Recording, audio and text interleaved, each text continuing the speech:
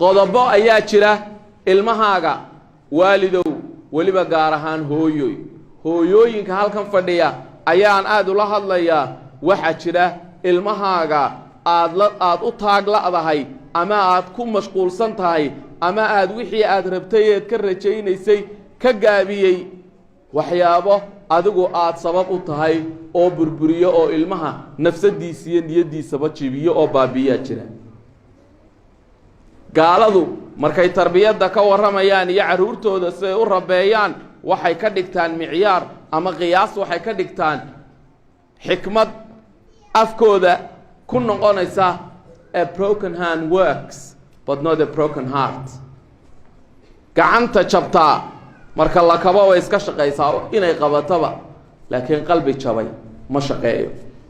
qalbi jab hadduu dhaco ma shaqeeyo waxa kowka waxyaabaha ilmahaaga qalbigiisa iyo nafsadiisa aad ku jabinayso eed ku burburinayso waliba hooyooyinka hawsii badnaatee cayda ilmaha la caayo taqan yahow dhaandhaan yahow sagagarad yahay maasuuqad waa kow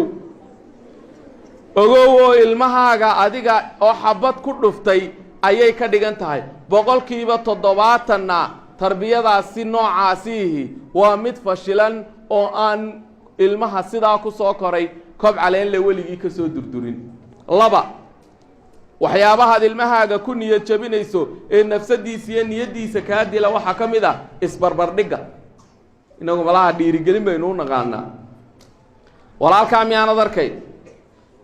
walaalkaagan kale eeg in adeerkaa eeg in abtigaa eeg habarwadaagaa eeg reerkan jaarkeena caruurtooda eeg isbarbardhig almuqaarana tudammiru alatfaal way baabiisaa ciyaalka saddex jacaylka ilmahaaga shuruudda aad kaga xidho anu waxaan idhahdaa kalgacalka waalidka ee maslaxadda haddaad waxaa soo qabato waan ku jeclaanaya waliba kuwa yeeran haddaad waxaa samayso haddaad aamustood halkan fadhiisato oo aanad buuq iyo qaylo samaynin hawshaasaa gacanta ku hayaa waan ku jeclaanaya jacaylkaasi maaha jacayl waa maslaxad ilmahana uu baabiiyaa waxaa ka mid a waxaan jirin u sheegid ilmahaaga ood macluumaad qalada siiso waxaa ka mid a masalan oo kale inaad ku tidhaahdo ilmaha yar waadi waashay soo hadalkaa iskama dhinaanada jeer waadi waashay maad waalane waad miyir qabtaa waa macluumad qaladood ilmahaagii u gudbisay waxaa ka mid a raggu ma ooyaan inanka intuu ooyo kale inaad ku tiraahdo raggu ma ooyaan raggu way ooyaan nebi maxamed baa ooyi jiray sala allahu calayhi wasalam abubakar bay sifooyinkiisa kuwa ugu waaweyn ka mid ahay inuu markaasi oohin badan yahay ilaahay baa ammaanay ina aladiina uutuu lcilma min qablihi idaa tutla calayhim yakhiruuna liladqaani sujada way ooyayaan oohintu waa noocyo waxaa la yidhaahdaa albukaau min alfarax oohinta farxadda albukaa min alxusn oohinta murugada oohinta farxadda oohin baa jirta istusnimo iyo la yidhaahdo riyaa mid xanuun iyo xumadi keentaa jirta mid mahadcelin iyo shukri uu keenaa jira mid ilaahay khashyadiisa iyo cabsida alle loo ooyaa jirta toddobadaa nooc bay oohinta dadka runtii culimada ahee aadka bukaaga uga warama ku soo ururiya waxaa ka mid a qodobadii ilmahaaga baabiinayey hankiisa oo aad disho iyo hanjabaadda labaan kuu kala jaraya madaxaan ku goynaya waan ku gowracaya dhiiggaagaan cabbaya so waxaa lama idhaahdo waa alid badan baa idhaahda lix waxaa ka mid a waxyaabaha ilmahaaga hankiisa baabiinaya waxaa ka mid a habaarka subxaana allahi alcadiim hooyooyinka ugu badnaadaan carruurta way habaaraan aniga nin baa wuxuu iiga sheekeeyey hooyo ilmaheedii oo weliba inan weyna uu ku yidhi aabbihii oo maqan hooyo baabuurka aabba muftaaxiisa yidhi baan kaxayste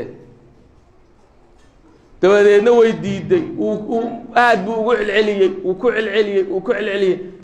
aakhirka markuu wadnaha cadeeyay ayay ku tiri qaadaha nagu soo noqon iftaaxi bay u dhiibtay gaari kale weyn baa dul maray inankii oo laba loo kala sido oo qaarka hore iyo qaarka dambe kala go'een ayaa loogu soo celiyey iyadaana alla barigaasi iyadaa habaarkaasi dee xaggeeda uu ka yimi waxaa ka mid a waxyaabaha ilmahaaga baabiinaya fadeexad inaad fadeexadayso ilmahaaga seed u fadeexadaynaysa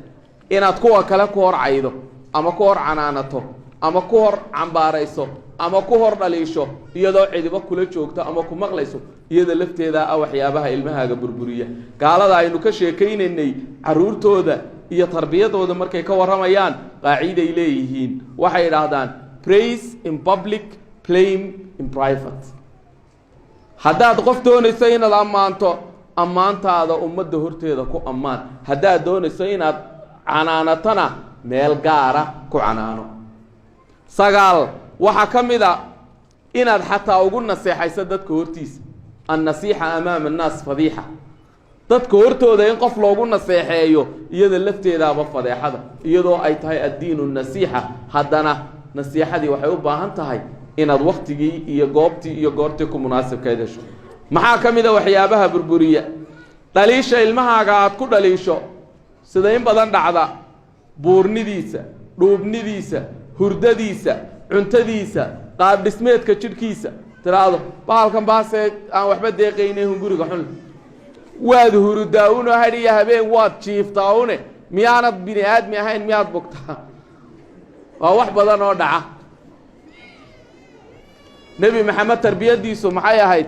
isagoo garanaya munaafiqiintii hor fadhido ayuu lahaa maa baalu qowmin yafcaluuna kada wa kada